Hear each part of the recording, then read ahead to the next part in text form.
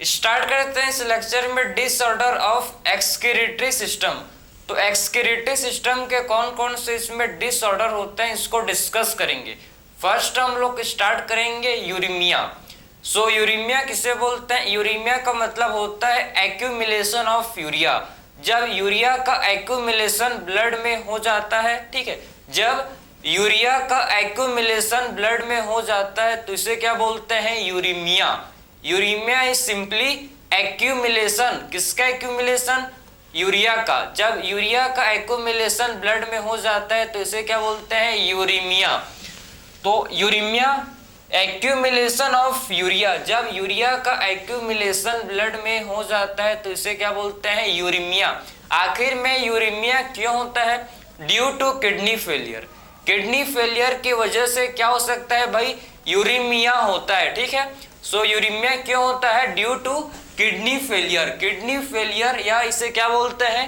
Renal failure, ठीक है।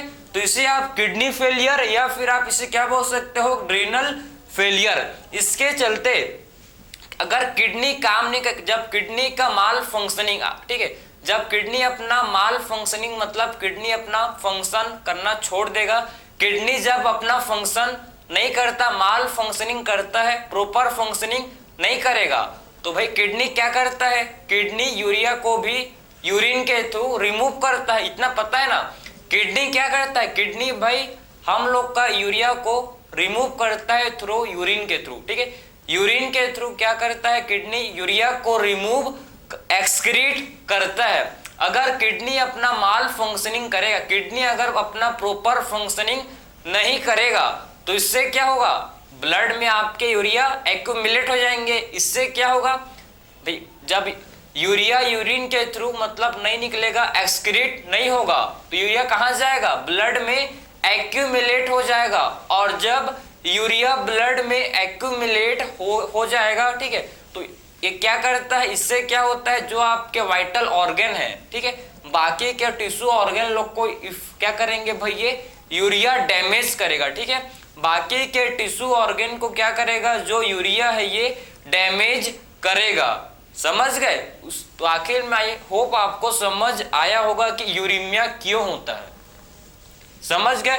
Uraemia कब होगा? जब किसी का किडनी काम नहीं कर रहा है, ठीक है, जब किडनी का माल फंक्शनिंग, जब किडनी अपना प्रॉपर फंक्शनिंग नहीं करता है, ठीक है, इसी को क्या बोलते हैं? Renal failure. इसी को बोला जाता है क्या? इसी को हम लोग बोलते हैं रीनल फेलियर या फिर इसे बोलते हैं किडनी फेलियर। तो आखिर में क्यों, मतलब समझ गए ना? इसके चलते होता है यूरीमिया। ब्लड में यूरिया का एक्यूमुलेशन हो जाएगा। तो कोई ट्रीटमेंट है? हाँ भाई, ट्रीटमेंट है इसका हेमोडायलिसिस, ठीक है। इसके पहला ट्रीटमेंट है, ठीक है, आप बोलते हैं इसे क्या बोलते हैं? हेमोडायलिसिस, ठीक है। हेमोडायलिसिस इसका ट्रीटमेंट है। अगर किसी के बॉडी में यूरिया एक्यूमुलेट हो जा रहा है, उसका किडनी प्रॉपर फंक्शन नहीं कर रहा है, ठीक है, माल फंक्शनिंग ऑफ किडनी, तो इस केस में क्या करते हैं? इस केस में हेमोडायलिसिस करते हैं। हेमोडायलिसिस सिंपली आपका इसमें यूरिया को रिमूव करते हैं बॉडी से। हेमोडायलिसिस एक प्रोसेस है, ठीक है। हेमोडायलिसिस एक प्रोसेस है जिससे क्या करते हैं भाई? हम लोग बॉडी से यूरिया को, ब्लड से यूरिया को रिमूव करते हैं। इस प्रोसेस को बोलते हैं हेमोडायलिसिस। इस प्रोसेस को क्या बोला जाता है? इस प्रोसेस को बोला जाता है हेमोडायलिसिस। जिससे क्या करते हैं भाई? हम लोग बॉडी से यूरिया को रिमूव करते हैं, ठीक है, बॉडी से क्या करते हैं? यूरिया को रिमूव करते हैं। तो हेमोडायलिसिस से हम लोग यूरिया को बॉडी से रिमूव कर सकते हैं। कैसे करेंगे? क्या इसमें यूज करते हैं? इसमें हम लोग आर्टिफिशियल किडनी का यूज करते हैं, जिसे हम लोग डायलाइजिंग यूनिट बोलते हैं, ठीक है। आर्टिफिशियल किडनी को क्या बोलते हैं? एक डायलाइजिंग यूनिट होता है, ठीक है, जिसके थ्रू यूरिया क्या होता है भाई? ब्लड से रिमूव होता है। कैसे होता है इसी को डिस्कस करेंगे, ठीक है। तो हेमोडायलिसिस क्या होता है समझ गए? हेमोडायलिसिस एक प्रोसेस है जिससे हम लोग क्या करते हैं?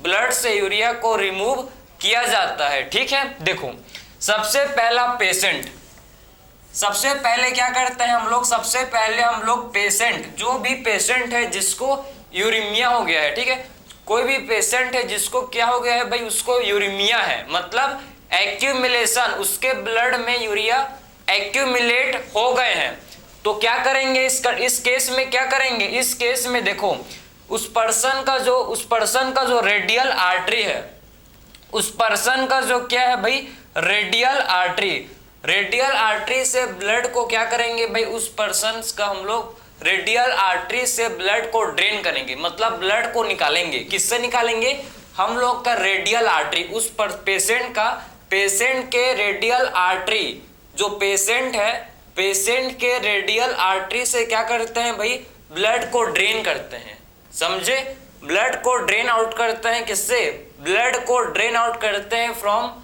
रेडियल आर्टरी, ठीक है। सो रेडियल आर्टरी से क्या करेंगे, उस पेशेंट, जो भी पेशेंट है जिसको यूरीमिया हो गया है, उसके रेडियल आर्टरी से क्या करेंगे, ब्लड को ड्रेन करेंगे, ठीक है। और ब्लड को लेके क्या करेंगे, सबसे पहले ब्लड को कूल करेंगे, उसको ठंडा करेंगे, पूरा 0 डिग्री सेल्सियस कर देंगे ब्लड का, ठीक है। ब्लड का हम लोग क्या कर देंगे भाई, ब्लड का हम लोग 0 डिग्री सेल्सियस टेम्परेचर कर देंगे, ठीक है। इसके बाद ब्लड में जब हम लोग ने ब्लड को पूरा ठंडा कर दिया, उसका 0 डिग्री सेल्सियस टेम्परेचर रख दिया, कूल कर दिया, कूलिंग कर दिया, ठीक है, ब्लड का। उसके बाद क्या करते हैं, उसके बाद ब्लड में ऐड करते हैं एंटीकोआगुलेंट। एंटीकोआगुलेंट क्या होते हैं, एंटीकोआगुलेंट का मतलब है कि जो ब्लड को क्लॉट नहीं करने देते, ठीक है, जो प्रिवेंट करते हैं ब्लड क्लॉटिंग को, समझ गए। तो ये जो एंटीकोआगुलेंट है ये क्या करते हैं भाई, ब्लड को क्लॉट नहीं होने देते, ब्लड क्लॉटिंग को प्रिवेंट करते हैं। ये क्या करते हैं, एंटीकोआगुलेंट ब्लड क्लॉटिंग को प्रिवेंट करते हैं, ठीक है। जैसे कि हम लोग का नाम है एक, देखो हेपेरिन। हेपेरिन एक नेचुरल एंटीकोआगुलेंट है, ये हम लोग के बॉडी के अंदर बनता है, समझे। हेपेरिन हम लोग के बॉडी के अंदर प्रोड्यूस होता है, ठीक है। तो हेपेरिन हम लोग इसमें ऐड करेंगे, किसमें, जो ब्लड है, ठीक है, जो पेशेंट का ब्लड है उसमें हम लोग हेपेरिन ऐड करेंगे, जिससे ब्लड का क्लॉटिंग ना हो, जिससे क्या हो, जिससे ब्लड का क्लॉटिंग ना हो। इसीलिए क्या करते हैं भाई, ब्लड में हम लोग एंटीकोआगुलेंट ऐड करते हैं, जिससे ब्लड का क्लॉटिंग ना हो बोल के, ठीक। उसके बाद देखो, अब आपको समझाऊंगा मैं इस यूनिट, ये जो यूनिट है इसे बोलते हैं डायलाइजिंग यूनिट। जो आपको ये यूनिट दिख रहा है, ठीक है, इस यूनिट को क्या बोलते हैं, इस यूनिट को बोला जाता है डायलाइजिंग यूनिट। सो डायलाइजिंग यूनिट क्या होता है, किसे हम लोग बोलते हैं डायलाइजिंग यूनिट। डायलाइजिंग यूनिट में क्या होता है समझो, इसमें आपके सेलोफेन ट्यूब होते हैं प्रेजेंट। डायलाइजिंग यूनिट में क्या होता है प्रेजेंट, डायलाइजिंग यूनिट में हम लोग का सेलोफेन ट्यूब, इसमें हम लोग के सेलोफेन ट्यूब क्या होते हैं, डायलाइजिंग यूनिट में प्रेजेंट होते हैं, जो कि पोरस हैं। पोरस का मतलब है इसमें पोर्स होते हैं, सेमी परमिएबल है ये, ठीक है। सेलोफेन ट्यूब क्या होते हैं, ये हम लोग के सेमी परमिएबल है। सेमी परमिएबल का मतलब है कि मॉलिक्यूल्स इससे पास कर सकते हैं, ठीक है, इससे मॉलिक्यूल्स पास हो सकते हैं। सेमी परमिएबल का मतलब समझ गए, किससे क्या हो सकते हैं भाई, मॉलिक्यूल्स पास कर सकते हैं इस ठीक है, जो सेलोफेन ट्यूब है, सेलोफेन ट्यूब से मॉलिक्यूल्स पास कर सकते हैं। इससे क्या कर सकते हैं, सेलोफेन ट्यूब क्योंकि पोरस है, सेमी परमिएबल है, उसे इसके कारण क्या हो सकता है, जो मॉलिक्यूल्स है, मॉलिक्यूल्स सेलोफेन ट्यूब से पास हो सकते हैं, ठीक है, मॉलिक्यूल्स सेलोफेन ट्यूब से पास हो सकते हैं, ठीक है। अब देखो, अब जो सेलोफेन ट्यूब के बाहर एक फ्लूइड है, ठीक है, सेलोफेन ट्यूब के बाहर फ्लूइड है, देखो, ठीक है, तो इस फ्लूइड को क्या बोलते हैं, इस फ्लूइड को बोलते हैं डायलाइजिंग फ्लूइड। जो सेलोफेन ट्यूब के बाहर जो फ्लूइड है, ठीक है, जो फ्लूइड होता है प्रेजेंट, इस फ्लूइड को क्या बोलते हैं, इस फ्लूइड को बोला जाता है डायलाइजिंग फ्लूइड। ये जो फ्लूइड है इसे हम लोग बोलते हैं डायलाइजिंग फ्लूइड, ठीक है।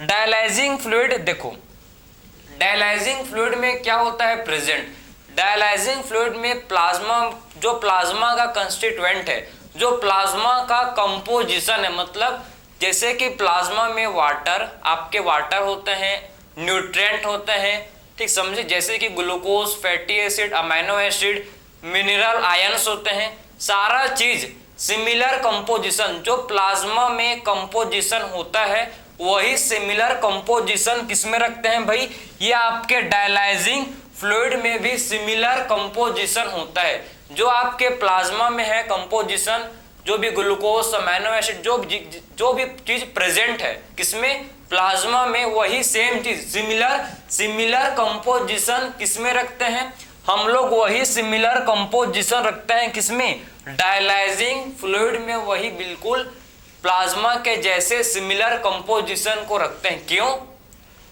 बताऊंगा, ठीक है। एंड इसमें क्या नहीं होता, इसमें सिर्फ आपके नाइट्रोजनस वेस्ट नहीं होता, बाकी जितना भी चीज आप सिमिलर रखते हो भाई, ठीक है, जो प्लाज्मा में होता है वही आपका similar composition is similar to plasma, ठीक है। डायलाइजिंग फ्लूइड में क्या होता है, देखो इसमें जो कंपोजिशन है, कंपोजिशन किसके सिमिलर है भाई, प्लाज्मा के, ठीक है। जो डायलाइजिंग फ्लूइड है, ठीक है, इसमें जो इसका जो कंपोजिशन है ये प्लाज्मा के सिमिलर होता है एक्सेप्ट नाइट्रोजनस वेस्ट, ठीक है। डायलाइजिंग फ्लूइड में किसी भी प्रकार का, कोई भी प्रकार का आपका इसमें नाइट्रोजनस वेस्ट प्रेजेंट नहीं होता। तो डायलाइजिंग फ्लूइड में क्या चीज नहीं होता प्रेजेंट, सो डायलाइजिंग फ्लूइड में हम लोग का देख सकते हो कि इसमें आपके नाइट्रोजनस वेस्ट प्रेजेंट नहीं होते, ठीक है। सो डायलाइजिंग फ्लूइड में क्या नहीं होता, इसमें हम लोग का नाइट्रोजनस वेस्ट, इसमें हम लोग के नाइट्रोजनस वेस्ट प्रेजेंट नहीं होते, ठीक है। सो डायलाइजिंग फ्लूइड में क्या नहीं होता, इसमें नाइट्रोजनस वेस्ट इसमें प्रेजेंट नहीं होते, ठीक है। अब देखो, तो अब जब ब्लड में आपने ब्लड में क्या ऐड कर दिया है भाई, हेपेरिन ऐड कर दिया, ठीक है, जो कि एक एंटी कोआगुलेंट है।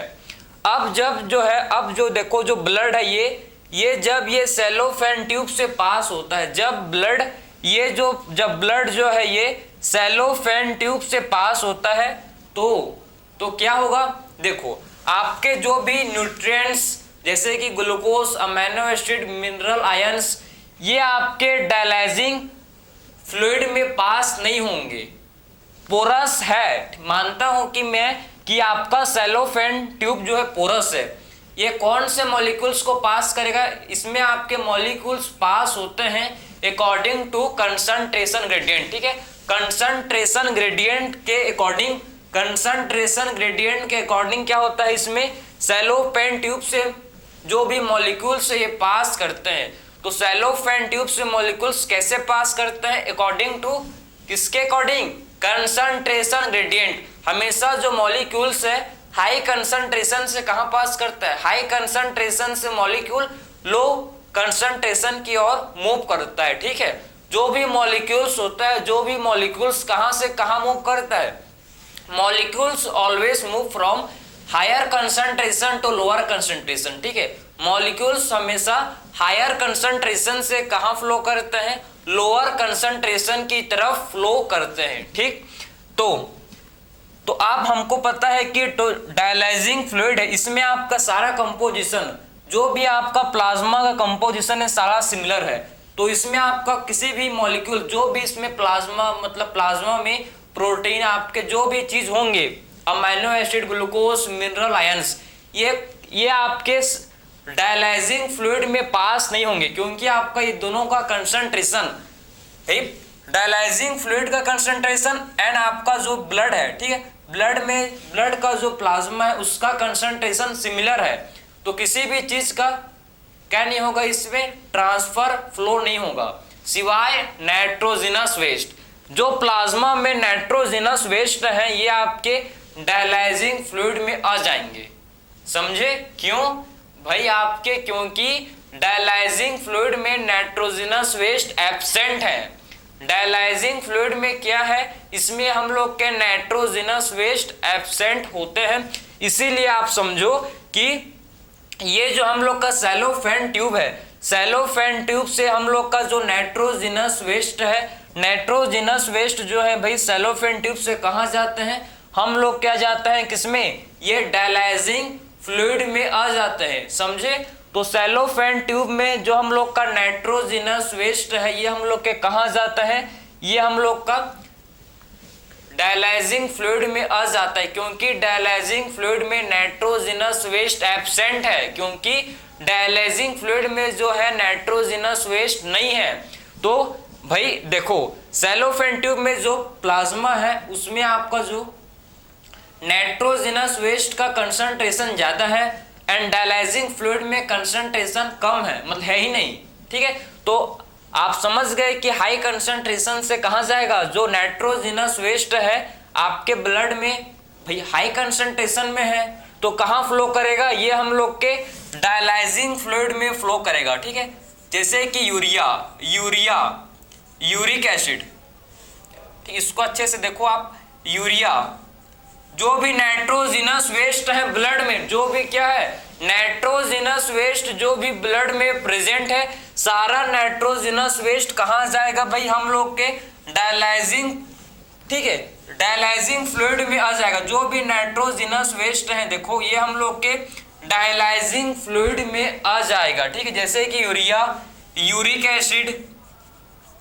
एसिड, क्रिएटिनिन, ये आपके सारे क्या हैं भाई, सारे जो भी नाइट्रोजिनस वेस्ट ब्लड में होगा। ठीक है, जो भी नाइट्रोजिनस वेस्ट जो कि किसमें होगा, ब्लड में प्रेजेंट होगा, सारा नाइट्रोजिनस वेस्ट कहाँ जाएगा, सारा का सारा नाइट्रोजिनस वेस्ट डायलाइजिंग फ्लूइड में आ जाएगा। क्यों, क्योंकि डायलाइजिंग फ्लूइड में नाइट्रोजिनस वेस्ट एब्सेंट है, उसमें नाइट्रोजिनस वेस्ट कंसंट्रेशन नहीं है, इसीलिए ब्लड से नाइट्रोजिनस वेस्ट कहाँ फ्लो करेगा भाई, ब्लड से नाइट्रोजिनस वेस्ट डायलाइजिंग फ्लूइड में फ्लो करेगा। उसीलिए जो ब्लड में, उसीलिए क्या होगा ब्लड में, देखो आपका ब्लड से मतलब ब्लड में जो भी आपका नाइट्रोजिनस वेस्ट होता है, ठीक है, ब्लड में जो भी आपका क्या होता है नाइट्रोजिनस वेस्ट होता है, सारा नाइट्रोजिनस वेस्ट कहाँ जाता है भाई, हम लोग के डायलाइजिंग फ्लूइड में आ जाता है। ठीक है, विदाउट एनी एक्सेप्शन। ठीक, अब क्या करते हो भाई इसको, अब जो प्यूरिफाइड ब्लड है, ठीक है, आप प्यूरिफाइड ब्लड का मतलब है कि ऐसा ब्लड जिसमें आप यूरिया नहीं है, यूरिया फ्री ब्लड। ठीक है, जो यूरिया फ्री ब्लड है उसमें आप उसको सबसे पहले आप वार्म करते हो, गर्म करते हो। ठीक है, एक नॉर्मल टू बॉडी टेम्परेचर के अकॉर्डिंग क्या करते हो उसको, मतलब उसको गर्म करते हो, उसको वार्म करते हो ब्लड को। ठीक है, जो आपकी उसने जो कि आपने उसको क्या कर दिया था, उसको आपने 0 डिग्री सेल्सियस टेम्परेचर में कर दिया था ब्लड का, उसको आप वापस से क्या करते हो, वार्म करते हो। ठीक है, उस ब्लड को वापस से क्या करते हो भाई, वार्म करते हो, गर्म करते हो। उसके बाद इसमें क्या ऐड करते हो, इसमें हम लोग ऐड करते हैं इसके बाद हेपेरिन। ठीक, सॉरी, इसमें हम लोग ऐड करेंगे क्या, एंटी हेपेरिन। समझे, आपने क्या करोगे, आपने देखो ना, आपने हेपेरिन ऐड किया था कि ब्लड का कोआगुलेशन ना हो बोल के। ठीक, अब आप इसमें आप क्या करोगे, एंटी हेपेरिन ऐड करोगे। ठीक, इसमें आप क्या ऐड करोगे, एंटी हेपेरिन ऐड करोगे। ठीक है, एंटी हेपेरिन ऐड करने के बाद इसको जो पेशेंट है, पेशेंट के रीनल वेन में उसको आपस से ड्रेन कर दोगे। ठीक है, रीनल आर्टरी से ब्लड को लोगे और उसको फिर पास करते हो डायलाइजिंग यूनिट में, और वापस उसको आप क्या करते हो, रीनल वेन। आप मत बोलना आप ब्लड को किससे निकालते हो भाई, रीनल आर्टरी से निकालते हो, और किस में डालते हो, रीनल वेन में आप ब्लड को डालते हो। तो ये चीज मत बोलना कि आखिर में आप कहां से ब्लड को ड्रेन करते हो, लेते हो। ठीक है, एंड किस में आप ब्लड को वापस से डालते हो। ठीक है, ये चीज आपको पता होना चाहिए। ठीक है, तो वापस से मैं आपको एक बार बिल्कुल रिपीट करूंगा, टेंशन मत लो आप। ठीक है, कि हेमोडायलिसिस में हम लोग क्या करते हैं भाई, पेशेंट हेमोडायलिसिस में क्या करते हैं, यूरिया को रिमूव करते हैं। हेमोडायलिसिस एक ऐसा प्रोसेस है जिससे यूरिया को ब्लड से रिमूव किया जाता है। कैसे करते हैं, सबसे पहले पेशेंट से हम लोग पेशेंट का जो रेडियल आर्टरी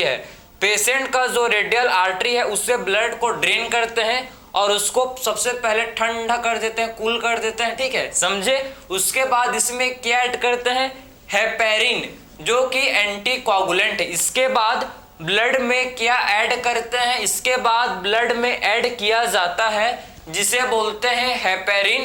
हेपेरिन हम लोग का क्या होता है, एंटी कोआगुलेंट। ठीक है, तो हेपेरिन हम लोग का क्या होता है, हेपेरिन हम लोग का होता है एंटी कोआगुलेंट। ठीक है, अब आप क्या करते हो भाई, जो एंटी कोआगुलेंट हेपेरिन है, मतलब आपने ब्लड में ऐड कर दिया, क्यों, जिससे ब्लड का क्लॉटिंग ना हो बोल के। ठीक है, उसके बाद इसको आप क्या करते हो, ये डायलाइजिंग यूनिट, जो डायलाइजिंग यूनिट है, इससे आप क्या करते हो, ये जो ब्लड है इसको पास करते हो, क्योंकि आपके डायलाइजिंग यूनिट में क्या होते हैं प्रेजेंट,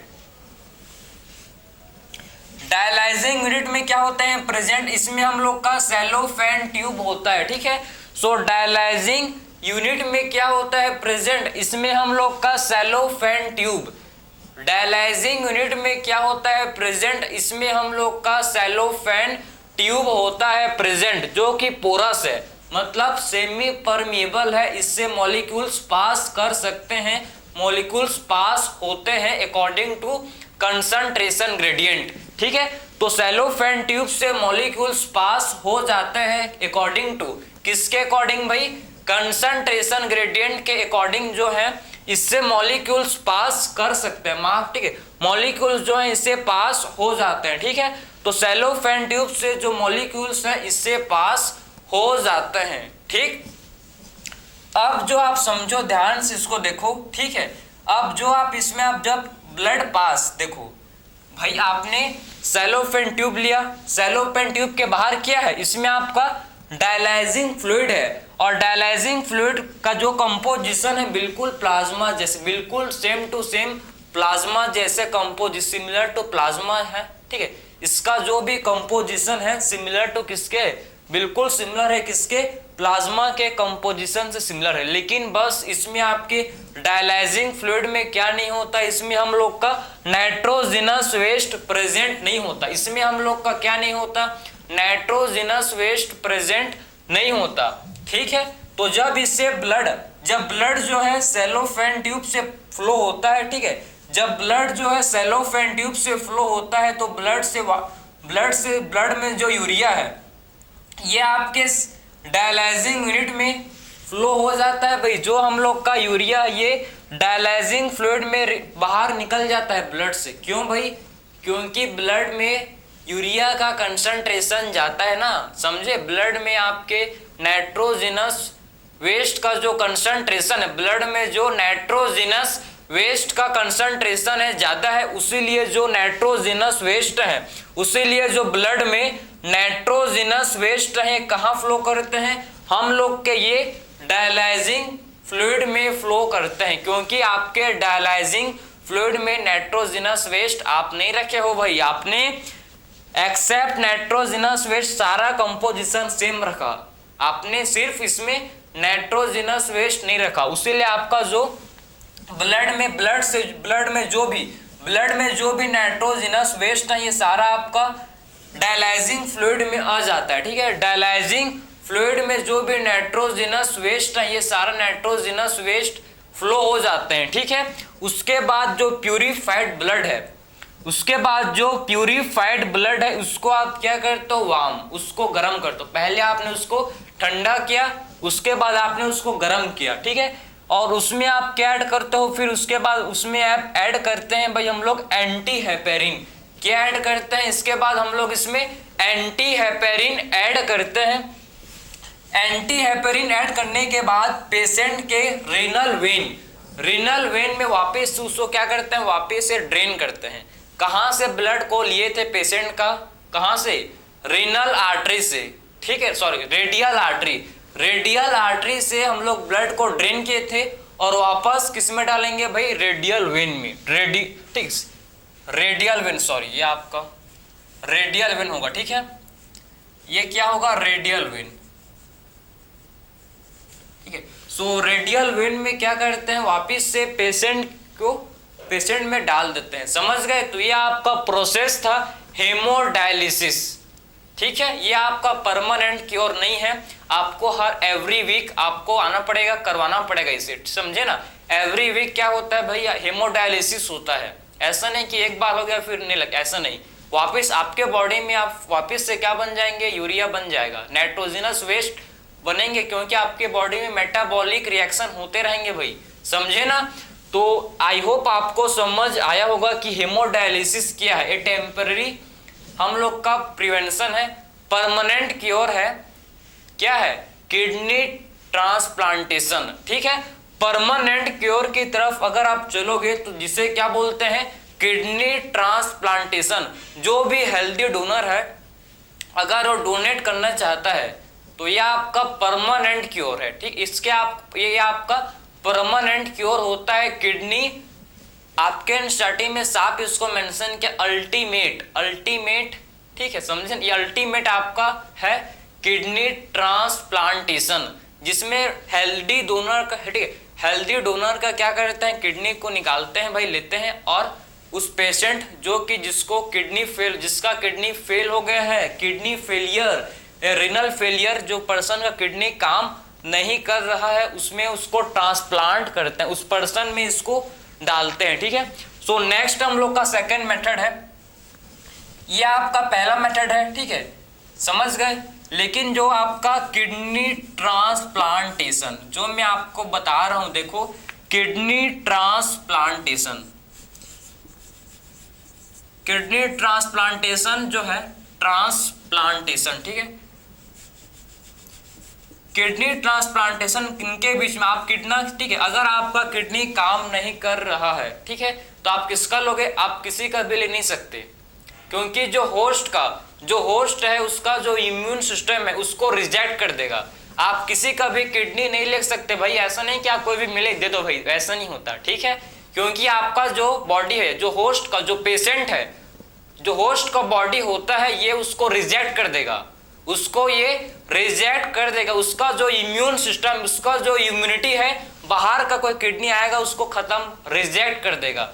तो इस केस में मतलब किडनी ट्रांसप्लांटेशन में मोर हम लोग क्या करते हैं भाई, जो भी क्लोज रिलेटिव्स हैं, जो भी क्या होते हैं, क्लोज रिलेटिव्स हैं, उसको प्रीफर करते हैं फॉर किडनी ट्रांसप्लांटेशन, ठीक है।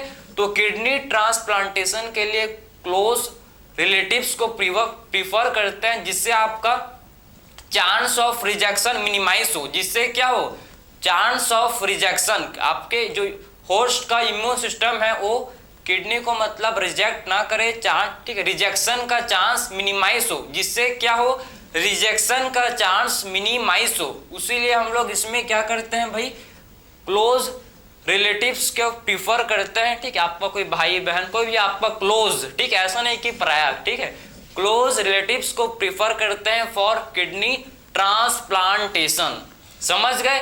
क्योंकि जो होस्ट का इम्यून सिस्टम है रिजेक्ट करता है, ठीक है, होस्ट का जो इम्यूनिटी है, सेल मीडिएटेड इम्यूनिटी, ठीक है, वो किसी और के किडनी को क्या करता है भाई, रिजेक्शन करता है, उसको एक्सेप्ट नहीं करता, समझे।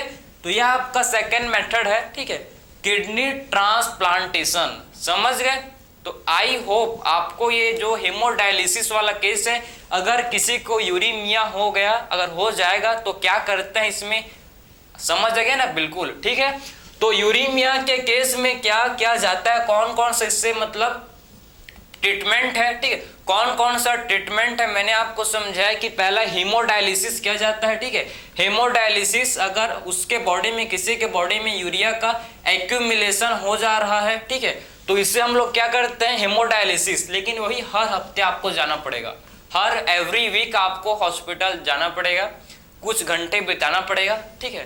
तो ठीक है, उसके बाद सेकंड हम लोग का मेथड है किडनी ट्रांसप्लांटेशन। ये तो मैंने आपको जस्ट अभी बताया कि परमानेंट क्योर, अगर कोई मिल गया, कोई देने वाला, हाँ मैं दूंगा तेरे को, ठीक है, समझ रहे हो, ठीक है, तो ये आपको, ठीक है, परमानेंट क्योर है, समझ गए। इसके बाद चलो कुछ मतलब एक दो और है, ठीक है, जैसे कि किडनी स्टोन, जिसे क्या बोलते हैं, रेनल कैलकुली, ठीक है, एंड हम लोग का है एक ग्लोमेरुलोनेफ्राइटिस, इसको भी डिस्कस कर लेते हैं आपका, ठीक है, इसको आप नोट कर लो, फिर डिस्कस कर लेते हैं आपके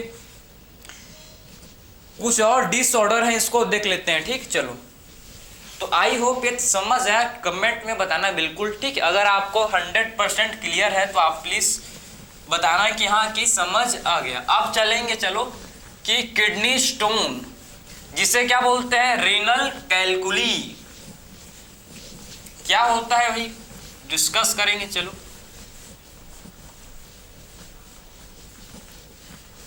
सो डिस्कस करेंगे क्या, अब जिसे बोला जाता है रेनल कैलकुली। देखो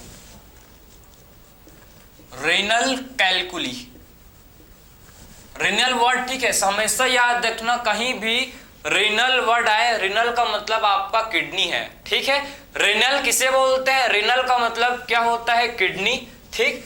तो रेनल कैलकुली, कैलकुली, ठीक है, इसे क्या बोलते हैं, ये हम लोग का किडनी स्टोन, किडनी स्टोन को ही बोलते हैं, कोई बड़ा चीज नहीं है, ठीक है।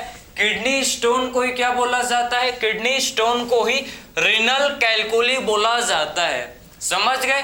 सो किडनी स्टोन को ही हम लोग क्या बोलते हैं, किडनी स्टोन को ही हम लोग रेनल कैलकुली बोलते हैं, ठीक है, रेनल कैलकुली, तो किडनी स्टोन। आखिर में क्या होता है, ये हम लोग का होता है क्रिस्टल, किसका क्रिस्टल है, ये क्रिस्टल है किसका, कैल्शियम ऑक्सलेट का। सो किडनी स्टोन क्या है, ये आपके, ठीक, कैल्शियम ऑक्सलेट का क्रिस्टल है, ठीक है, समझ गए। तो ये हम लोग का क्या होता है, देखो क्रिस्टल ऑफ कैल्शियम, ठीक है, क्रिस्टल ऑफ कैल्शियम ऑक्सलेट,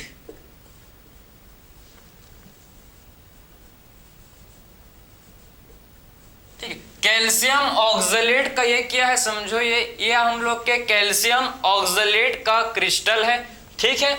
या आपका कैल्शियम ऑक्सलेट, या फिर ये हम लोग क्या हो सकते हैं, कैल्शियम फॉस्फेट भी हो सकता है, ठीक। ये कैल्शियम फॉस्फेट का भी हो, ऐसा नहीं कि जरूरी हमेशा आपका कैल्शियम ऑक्सलेट होगा, नहीं, ठीक है। कैल्शियम फॉस्फेट भी हो सकता है, कैल्शियम फॉस्फेट हो सकता है, या फिर ये हो सकता है भाई यूरिक एसिड स्टोन, या फिर ये क्या हो सकता है, यूरिक एसिड स्टोन का भी हो सकता है, ठीक है, यूरिक एसिड स्टोन भी हो सकता है, ये समझ गए। तो ये हम लोग का यूरिक एसिड स्टोन भी हो सकता है, ठीक। तो समझ गए ना कि आखिर में हम लोग रेनल कैलकुली, जिसे क्या बोलते हैं, किडनी स्टोन, क्या होता है, क्या है भाई, ये हम लोग का क्रिस्टल है, किसका क्रिस्टल है, कैल्शियम ऑक्सलेट, ठीक है। ये किसका है क्रिस्टल, ये कैल्शियम ऑक्सलेट का क्रिस्टल है, ठीक है। ऐसा नहीं जरूरी कि हमेशा आपका ये कैल्शियम ऑक्सलेट का ही क्रिस्टल होगा, नहीं, ये आपके कैल्शियम फॉस्फेट का भी क्रिस्टल हो सकता है, यूरिक एसिड स्टोन भी ये हो सकता है, ठीक है। तो ये हम लोग का है रेनल कैलकुली, जिसे क्या बोलते हैं, किडनी स्टोन, इसे ही क्या बोला जाता है, इसे ही हम लोग किडनी स्टोन के नाम से जानते हैं, ठीक है। ये आपका कॉमन नेम है, किडनी स्टोन, ठीक है। अब चलेंगे नेक्स्ट हम लोग डिसऑर्डर, जिसे क्या बोलते हैं, ग्लोमेरुलोनेफ्राइटिस, ग्लोमेरुलोनेफ्राइटिस, ठीक है। नेक्स्ट डिसऑर्डर की तरफ मूव करेंगे, जिसे क्या बोलते हैं, ग्लोमेरुलोनेफ्राइटिस। तो सबसे पहले समझो कि नेफ्राइटिस, नेफ्राइटिस किसे बोलते हैं, जब किडनी में इन्फ्लामेशन हो जाता है, जब किडनी में इन्फ्लामेशन हो जाता है तो इसे क्या बोलते हैं, नेफ्राइटिस। तो नेफ्राइटिस क्या है, नेफ्राइटिस किसे बोलते हैं, इन्फ्लामेशन। देखो नेफ्राइटिस क्या होता है, इन्फ्लामेशन ऑफ किडनी, ठीक है, इन्फ्लामेशन ऑफ किडनी। जब किडनी में इन्फ्लामेशन हो जाता है तो इसे क्या बोलते हैं भाई, नेफ्राइटिस, ठीक है, इन्फ्लामेशन ऑफ किडनी, ठीक है। तो जब किडनी में इन्फ्लामेशन हो जाता है तो इसे क्या बोलते हैं भाई, हम लोग इसे नेफ्राइटिस बोलते हैं, ठीक है। सो किडनी में जब इन्फ्लामेशन हो जाता है तो इसे बोला जाता है नेफ्राइटिस। तो ग्लोमेरुलोनेफ्राइटिस, ग्लोमेरुलो आपका जो ग्लोमेरुलो किससे रिलेटेड, ग्लोमेरुलस, ठीक है। ग्लोमेरुलो किसे बोलते हैं, ग्लोमेरुलस को, या आप बोल सकते हो इसे ग्लोमेरुलर कैपिलरी। सो ग्लोमेरुलो किसे बोलते हैं, ग्लोमेरुलस, जो ग्लोमेरुलस है इसे हम लोग ग्लोमेरुलो बोलते हैं। तो जब क्या होता है, जब इन्फ्लामेशन हो जाता है किसमें, इन्फ्लामेशन ऑफ ग्लोमेरुलस, जब ग्लोमेरुलस में इन्फ्लामेशन हो जाता है, ठीक है, जब ग्लोमेरुलस में क्या हो जाता है भाई, इन्फ्लामेशन हो जाता है तो इसी को क्या बोलते हैं, ग्लोमेरुलोनेफ्राइटिस, ठीक है, ग्लोमेरुलस, या फिर आप इसे बोल सकते हो ग्लोमेरुलर कैपिलरी, ठीक है, इसे आप ग्लोमेरुलर कैपिलरी भी बोल सकते हो, कोई दिक्कत नहीं है, या आपके स्टार्टिंग में लिखा है ग्लोमेरुलाई, ग्लोमेरुलाई आप बोल सकते हो, कोई दिक्कत नहीं, ठीक है, वही सब चीज आपका यही है, ग्लोमेरुलस को ही बोलते हैं, ठीक है। तो जब ग्लोमेरुलस में इन्फ्लामेशन हो जाता है, ठीक है, जब क्या होता है भाई, ग्लोमेरुलस में जब इन्फ्लामेशन हो जाता है तो इसे क्या बोलते हैं, ग्लोमेरुलोनेफ्राइटिस, इसे बोला जाता है ग्लोमेरुलोनेफ्राइटिस, ठीक है। तो ये आपका डिसऑर्डर था, आई होप आपको समझ आया होगा, ठीक है। अब देखते हैं नेक्स्ट। अब हम लोग का डिसऑर्डर है, देखो, एक होता है जिसे बोलते हैं ग्लूकोसूरिया, एक होता है जिसे बोला जाता है ग्लूकोसूरिया, ठीक है, एंड दूसरा जो है इसे बोलते हैं भाई हम लोग कीटोनूरिया, ग्लूकोसूरिया एंड कीटोनूरिया। आखिर में ग्लूकोसूरिया, ग्लूकोसूरिया, कीटोनूरिया क्या होता है? ग्लूकोसूरिया किसे बोलते हैं? जब प्रेजेंस ऑफ क्या, presence of glucose in urine, जब यूरिन में ग्लूकोज आता है, ठीक है, जब यूरिन में ग्लूकोज होता है प्रेजेंट, जब यूरिन में ग्लूकोज आता है तो इसे क्या बोलते हैं? इसे बोला जाता है ग्लूकोसूरिया। और जब यूरिन में कीटोन बॉडीज, जब यूरिन में कीटोन बॉडीज प्रेजेंट होते हैं, जब यूरिन से कीटोन बॉडीज आता है, ठीक है, यूरिन में जब कीटोन बॉडीज प्रेजेंट होते हैं तो इसे क्या बोलते हैं? कीटोनूरिया, ठीक है। तो आप दोनों देखो, ग्लूकोसूरिया का मतलब है सिंपल ग्लूकोज इन यूरिन, अगर यूरिन में ग्लूकोज प्रेजेंट है, ठीक है, अगर यूरिन में ग्लूकोज प्रेजेंट है तो इसे क्या बोलते हैं? अगर यूरिन में ग्लूकोज प्रेजेंट है तो इसे बोला जाता है ग्लूकोसूरिया। अगर यूरिन में कीटोन बॉडीज प्रेजेंट है, देखो, कीटोन बॉडीज इन यूरिन, अगर यूरिन में कीटोन बॉडीज प्रेजेंट है, ठीक है, तो इसे क्या बोलेंगे भाई? इसे हम लोग बोलेंगे कीटोनूरिया, ठीक है। तो अगर यूरिन में ग्लूकोज प्रेजेंट है, ठीक है, समझ गए, तो इसे क्या बोलेंगे? ग्लूकोसूरिया। अगर यूरिन में कीटोन बॉडीज प्रेजेंट है, ठीक, presence of ketone bodies in urine, presence of ketone bodies in urine, इसे क्या बोलते हैं? कीटोनूरिया, ठीक है। तो ग्लूकोज प्रेजेंट है तो ग्लूकोसूरिया, कीटोन प्रेजेंट है तो कीटोनूरिया, कीटोन बॉडीज प्रेजेंट है तो। ये दोनों कंडीशन कब होते हैं, किस केस? ये आपके किसको इंडिकेट करते हैं?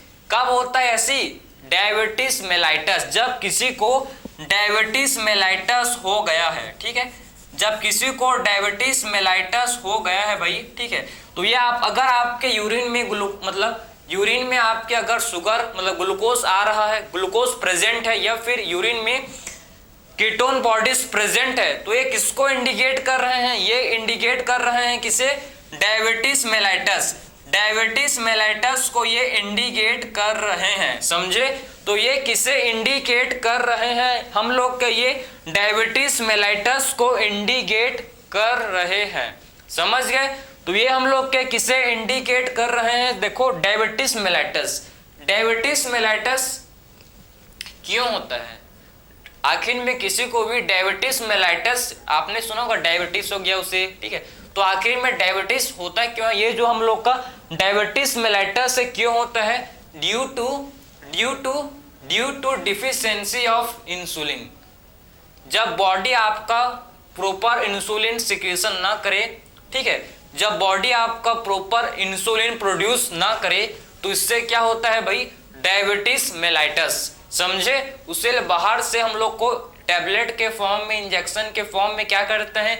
इंसुलिन लेते हैं। क्यों? क्योंकि आपका बॉडी इंसुलिन प्रॉपर प्रोड्यूस, जितना उसको जरूरत बॉडी को नीड है उतना ग्लूकोज मतलब उतना जो इंसुलिन है ये प्रोड्यूस नहीं कर पा रहा है बॉडी, इसीलिए इसे बोलते हैं डायबिटीज मेलाइटस। और डायबिटीज मेलाइटस होता है तो यूरिन में क्या होता है भाई? एक्स, देखो ना, अगर ब्लड में आपके एक्सिस ग्लूकोज होंगे तो एक्सिस ग्लूकोज यूरिन के फॉर्म, यूरिन में भी आते हैं, ठीक है, जो ब्लड में एक्सिस ग्लूकोज होते हैं वो आपके यूरिन के थ्रू भी रिलीज होते हैं, ठीक है, यूरिन में भी क्या होते हैं, ग्लूकोज होते हैं प्रेजेंट, या फिर यूरिन में आपका कीटोन बॉडीज भी क्या होता है, यूरिन में कीटोन बॉडीज भी प्रेजेंट होते हैं। ऐसा नहीं कि ग्लूकोज, आपका कीटोन बॉडीज भी होते हैं। इस कंडीशन को बोलते हैं diabetes mellitus. So diabetes mellitus क्यों होता है?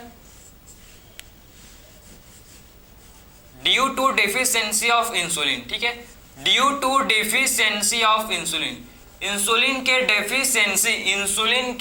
डेफिशिएंसी के कारण क्या होता है, डायबिटीज मेलाइटस। ठीक है, तो इंसुलिन के डेफिशिएंसी के कारण, due to deficiency of insulin, इससे क्या होता है, इससे डायबिटीज मेलाइटस होता है। ठीक है, so due to deficiency of insulin,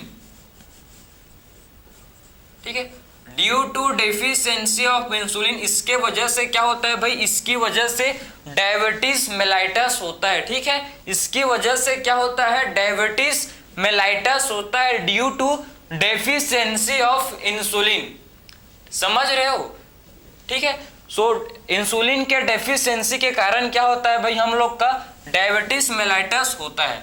और बहुत लोग, मैक्सिमम लोग कंफ्यूज में रहते हैं कि किसमें, diabetes insipidus and diabetes mellitus में।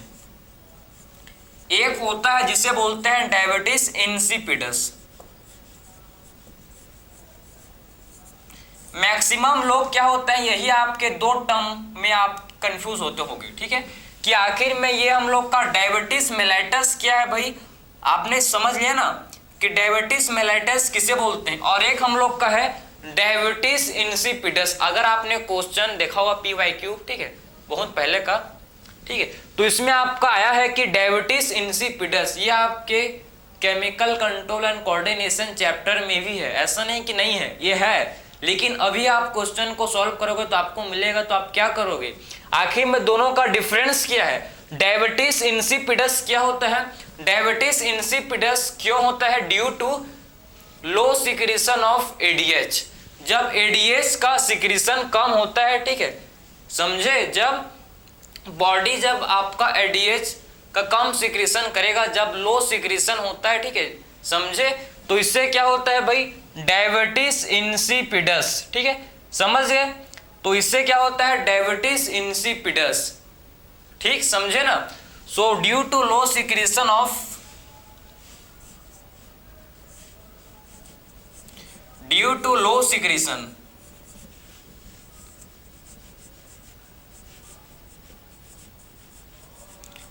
ADH, anti diuretic hormone. ADH किसे बोलते हैं, एंटी डायूरेटिक हार्मोन। जब आपके बॉडी के अंदर ADH का कम सिक्रीशन होगा, ठीक है, तो ADH क्या करता है, वाटर का रीएब्जॉर्प्शन। ADH का फंक्शन क्या है, ADH क्या करता है भाई, ADH वाटर का रीएब्जॉर्प्शन करता है from DCT and CD। DCT and CD से क्या करता है, वाटर का रीएब्जॉर्प्शन। अगर ADH आपके, ठीक है, अगर इसका लो सिक्रीशन होगा तो आपका बॉडी जो है, मतलब यूरिन जो है, यूरिन में आपके आप ज्यादा क्या करोगे, यूरिनेशन होगा।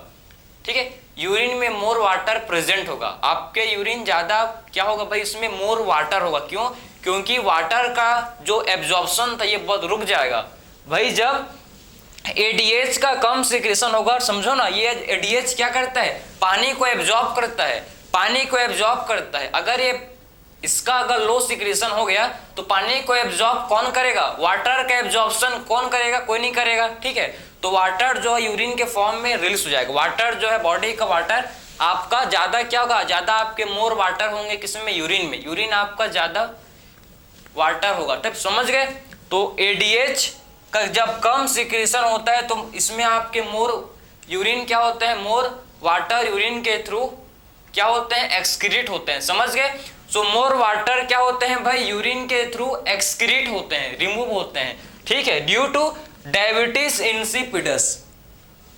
समझ गए, डायबिटीज इंसिपिडस, समझ गए। तो आई होप आपको समझ आया होगा कि diabetes insipidus due to deficiency of insulin के कारण होता है, एंड या बोल सकते हो इसे आप लो सिक्रीशन या लो सिक्रीशन। ठीक है, डेफिशिएंसी का मतलब लो सिक्रीशन, समझ गए, ठीक है। उसके वजह से क्या होता है भाई, diabetes mellitus and diabetes insipidus due to low secretion किसका, अगर एडीएच का कम सिक्रीशन होगा एंटी डायूरेटिक हार्मोन का, तो इससे क्या होता है, इससे होता है क्या, इससे होता है डायबिटीज इंसिपिडस, समझ गए। तो ये देखो आपका कंप्लीट हुआ, तो आपने आई होप समझ लिया होगा सारा टर्म, ठीक है। आई होप आपको कंप्लीट समझा पाया मैं, ठीक है। जितना आपको समझना था, जो आपके एनसीईआरटी में मोर देन इनफ है, मैंने आपको सारा टर्मिनोलॉजी क्लियर किया, ठीक। और बहुत सारा, एक होता है प्रोटीन यूरिया, अगर यूरिन में प्रोटीन आता है तो इसे क्या बोलते हैं, प्रोटीन यूरिया। जब यूरिन में आरबीसी आता है तो इसे क्या बोलते हैं, हेमोटूरिया, ठीक। बहुत सारा है यार, उतना आप क्या करोगे, ठीक है। आप इतना ही जो आपके एनसीईआरटी में है, इतना मोर देन इनफ है। क्वेश्चन वहां से कभी नहीं आया है, क्वेश्चन कभी नहीं आया है। अगर आया रहता तो मैं भी यहाँ लाया रहता, ठीक है। वहां आया नहीं है, इसीलिए मैं लाया नहीं हूँ। आई होप आपको समझ आया होगा यहाँ, ठीक है। तो आपका मोर देन इनफ है, इतना आप कर लो भाई, आपको फिर हर क्वेश्चन आपसे सॉल्व होगा। मैंने आपको बहुत ही, जो हेमोडायलिसिस है, हेमोडायलिसिस को मैं बहुत ही, ठीक है, बहुत ही सिंपल भाषा बोल सकते हो, ठीक है, मैं अपना समझाया हूँ आप, ठीक है। आई होप आपको हेमोडायलिसिस क्या होता है, कैसा प्रोसेस है, क्या करते हैं, आई होप आपका सारा चीज इस लेक्चर में क्लियर हो गया होगा, ठीक है। बाकी की जो भी जितने भी डिसऑर्डर हैं, kidney stone, glomerulonephritis, ग्लूकोसूरिया, ketonuria, diabetes mellitus, diabetes insipidus, सारा चीज मैं आई होप क्लियर करने की कोशिश किया हूं, ठीक है। सो मिलते हैं नेक्स्ट लेक्चर में, थैंक यू।